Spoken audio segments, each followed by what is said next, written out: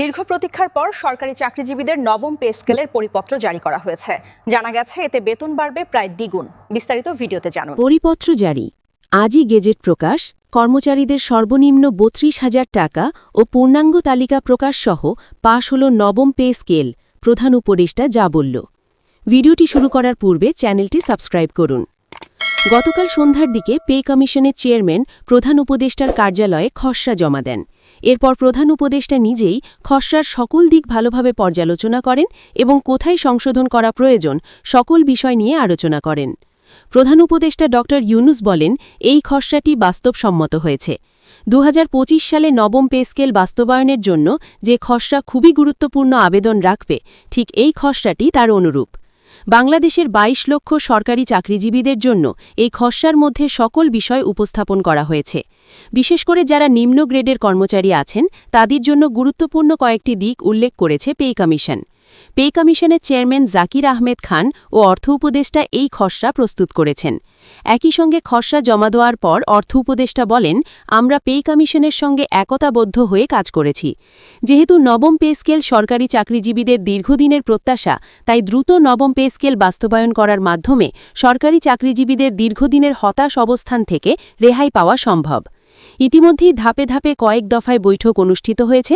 তবে গতকাল pay commission ও অর্থ উপদেষ্টা যখন প্রধান উপদেষ্টার কার্যালয়ে খসড়া জমা দেন, এরপর থেকেই বেতন বৃদ্ধির নতুন রূপরেখা তৈরি হয়। যারা সরকারি চাকরিজীবী আছেন তারা পরবর্তী আপডেট পেতে চ্যানেলটি সাবস্ক্রাইব করুন।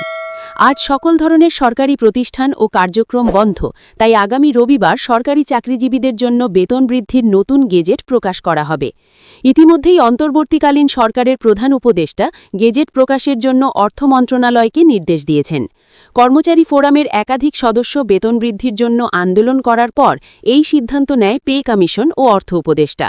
প্রাথমিক দিকে অর্থ উপদেষ্টা ও প্রধান উপদেষ্টার মন্তব্য ছিল আগামী নির্বাচিত সরকারের আমলে নতুন বেতন স্কেল কার্যকর করা। কিন্তু যখন প্রধান উপদেষ্টা বিভিন্নভাবে চাপ অনুভূতি মনে করছেন, তখন তিনি আগামী ২৮ ডিসেম্বর গেজেট প্রকাশের জন্য প্রতিশ্রুতি দেয়।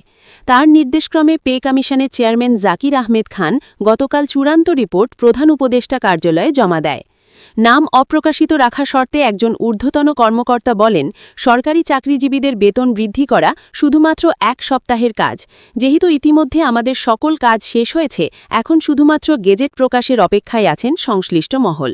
যখন গেজেট প্রকাশ হবে, এরপরই সরকারি চাকরিজীবীরা পাবেন নবম পে স্কেলের আওতায় সকল ধরনের সুযোগ সুবিধা। এছাড়াও যারা নিম্ন গ্রেডের কর্মচারী আছেন তাদের জন্য বহু অংশে বেতন বৃদ্ধি করা হবে। যদিও অনুপাত আকারে বেতন বৃদ্ধির সিদ্ধান্ত নেওয়া হয়েছে, তবে কর্মচারীদের জন্য বেতন তুলনামূলক বৃদ্ধি করবে কর্তৃপক্ষ, যাতে ২০১৫ সালের অষ্টম বেতন স্কেল আবারও নতুনভাবে সৃষ্টি না হয়। কেননা ২০১৫ সালে যখন অষ্টম বেতন স্কেল চালু করা হয়, তখন বেতন বৈষম্য কর্মচারীদেরকে গ্রাস করে ফেলছে। প্লিজ আপনারা চ্যানেলটি সাবস্ক্রাইব করুন। অর্থনীতিবিদরা বলেন, যদি ২৮ ডিসেম্বর গেজেট প্রকাশ করা হয়, তাহলে কর্মচারীদের মধ্যে বেতন বৃদ্ধির নতুন আশার আলো ফুটে উঠবে। দীর্ঘ এক দশক থেকে কর্মচারীরা বেতন বৈষম্য নিয়ে জীবনযাপন করছেন। যারা ১৭ থেকে ২০তম গ্রেডের কর্মচারী আছেন তাদের জন্য বেতন দ্রুত বৃদ্ধির নতুন সিদ্ধান্ত নিয়েছে পে কমিশন। পে কমিশনের ২৫ সদস্য ও অর্থ উপদেষ্টা ড সালাউদ্দিন আহমেদের সঙ্গে বিভিন্ন বিষয় নিয়ে কথোপকথন হয়েছে। সেখানে কর্মচারী ফোরামের সদস্যদের বিষয়বস্তু তুলে ধরেন পে কমিশন। এছাড়াও তারা জানান, যদি অন্তর্বর্তীকালীন সরকার নবম পে স্কেল বাস্তবায়ন করতে ব্যর্থ হয়, তাহলে সরকারি চাকরিজীবীদের পরবর্তী নতুন বেতনের স্কেল পেতে অনেক সমস্যা সৃষ্টি হবে। বিশেষ করে কর্মচারীরা অন্তর্বর্তীকালীন সরকারের কাছে আশা করে আছেন আগামী ১ জানুয়ারি ২০২৬ থেকে নবম পে স্কেলের আওতায় বেতন বৃদ্ধির সুযোগ সুবিধা পাবেন, যার ফলে অন্তর্বর্তীকালীন সরকার আর সময় বিলম্ব না করে ১ জানুয়ারি থেকে নবম পে স্কেল বাস্তবায়নের নতুন সিদ্ধান্ত গ্রহণ করেছেন। এদিকে কর্মচারীরা নতুন বছরের শুরুতেই দাবি আদায়ে আন্দোলনে নামার প্রস্তুতি নিচ্ছেন।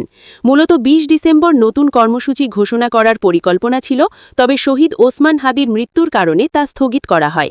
কর্মচারী সংগঠনের একাধিক নেতা নাম প্রকাশ না করার শর্তে জানিয়েছেন, নতুন কর্মসূচিতে প্রতীকী অনশন, সমাবেশ মহাসমাবেশ এবং দৈনিক 1 থেকে 2 ঘণ্টার কর্মবিরতিও থাকতে পারে নির্দিষ্ট তারিখ সংবাদ সম্মেলনের মাধ্যমে জানানো হবে বাংলাদেশ সরকারি কর্মচারী দাবি আদায় ঐক্য পরিষদের সভাপতি ওয়ারেস আলী বলেন প্রজাতন্ত্রের কর্মচারী হিসাবে আমরা ইচ্ছেমতো কর্মসূচি দিতে পারি না সব কর্মসূচি সরকারি চাকরির বিধিমালা ও শৃঙ্খলার মধ্যে থেকে হবে বিধিমালা বহির্ভূত কোনো কর্মসূচি নেওয়া হবে না ভিডিওটি শেষ করার পূর্বে চ্যানেলটি সাবস্ক্রাইব করুন